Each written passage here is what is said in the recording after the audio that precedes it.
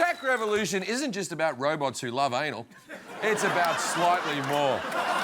There's a biotech revolution happening that's bringing us closer to a future where disease is a thing of the past. Gene editing, that's what they call it, and it uses something called the CRISPR system. They're hoping that someday doctors might be able to turn off the genes that are making people sick. Thank you. Thank you for explaining it to me like I'm 5. Doctors might be able to turn off the sick genes. See, that's the kind of science I can understand.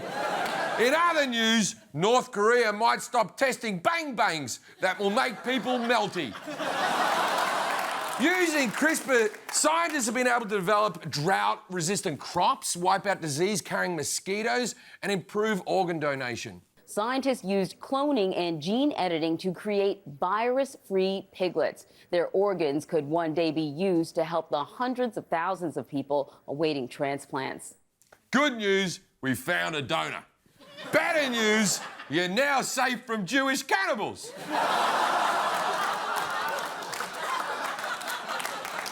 Oink vey.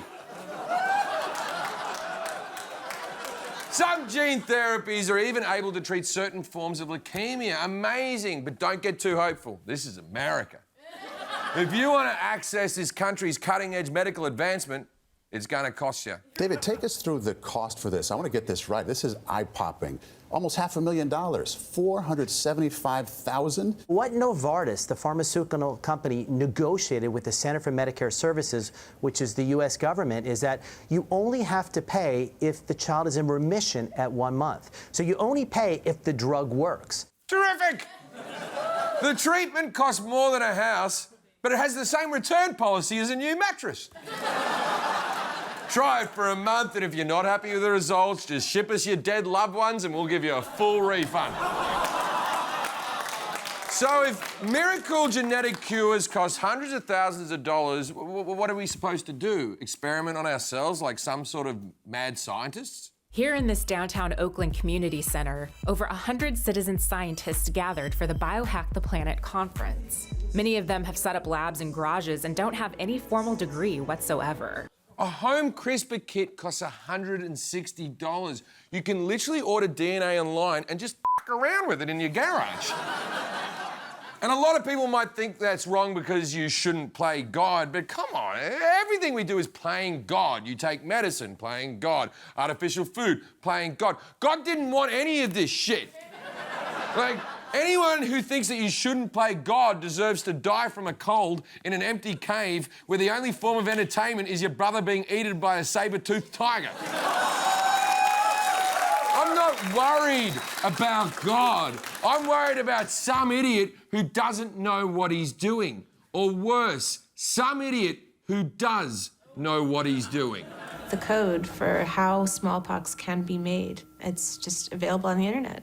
And we worry that eventually this will become easier for people to do with smallpox.